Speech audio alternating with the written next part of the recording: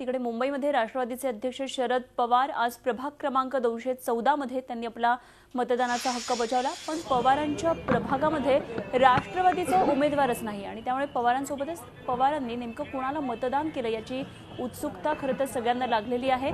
शरद पवार यांच्यासोबत त्यांची नात रेवती सुळेंनी मतदान केलं। खासदार सुप्रिया सुळे यांची रेवती ही कन्या आहे आणि तिचे वडील सदानंद सुळे यांनीही मतदान केलं। या संदर्भात बोलण्यासाठी सध्या आपल्या बरोबर आहेत आमचे प्रतिनिधी सागर कुलकर्णी। सागर, शरद पवारांनी मतदान कोणाला केलं याबाबत ठिकठिकाणी उत्सुकता दिसते, अगदी सोशल मीडियावर सुद्धा याबाबतचे काही ट्विट्स पडू लागलेले आहेत, कारण त्यांनी ज्या मतदारसंघामध्ये आपलं मतदान पार पडलेलं, आपला मतदानाचा हक्क बजावला तिथे राष्ट्रवादीचा उमेदवारच नाही, काय सांगताय?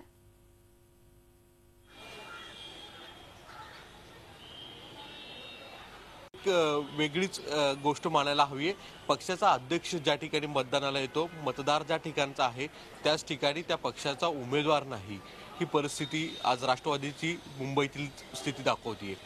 दुसरी गोष्ट सगळ्यात महत्त्वाचं म्हणजे जरी मतदान झालं असतं आणि मतदानानंतर पवार माध्यमांशी बोलले असते, जर पवारांना पहिल्यांदा प्रश्न विचारला असता सगळ्यांनी की तुम्ही मतदान कुणाला केलं, अर्थात राष्ट्रवादीचा उमेदवार नाही आहे त्याच्यामुळे पवारांचे कायम स्नेहसंबंध बाळासाहेब ठाकरेंशी होते, त्यामुळे शिवसेनेला केला का, दुसऱ्या बाजूला मनसे यांच्या इंजिनला केला गेला का, की सगळ्यात महत्त्वाचं म्हणजे गेल्या काही दिवसांमध्ये, काही वर्षांमध्ये, 2 वर्षांमध्ये मोदींचे आणि पवारांचे संबंध याच्यामुळे कमळाला केला का, अशा अनेक प्रश्नांची भडीमार झाली असती। त्याचवेळी त्यांचा जुना मित्रपक्ष काँग्रेस याला केला का, असे अनेक प्रश्न उपस्थित केले गेले असते, त्याच्यामुळेच कदाचित पवार हे माध्यमांशी न बोलता गेले। पण एक प्रश्न उपस्थित आहे, जरी कदाचित जर पवारांनी सांगितलं असतं की मी ह्यांना मतदान केलं, वास्तविकतेत असं सांगता येत नाही, पण जरी एक भाग म्हटलं आपण सांगितलं तरीही कुणी विश्वास ठेवला नसता, कारण की पवारांच्या मनात एक आणि डोक्यात एक असं कायम म्हटलं जातं, पवार हे व्यक्ती असे आहेत की त्यांना उलगडणं इतकं साधं सोपं नाही आहे। याच्यामुळे आज अख्खा दिवस राजकारणामध्ये, राजकीय वर्तुळामध्ये याची चर्चा आहे की पवारांचं मतदान कुणाला। एकूणच या गोष्टीमुळे खूप गोष्ट वेगळी आहे। सचिन अहिर मुंबईचे अध्यक्ष यांना या संदर्भात विचारलं, संपर्क करण्याचा प्रयत्न केला, पण त्यांच्याशी संपर्क होऊ शकला नाही आहे। पण ही वस्तुस्थिती आहे की शरद पवार हे जिथं मतदान करतात त्याच ठिकाणी राष्ट्रवादीचा उमेदवार नाही।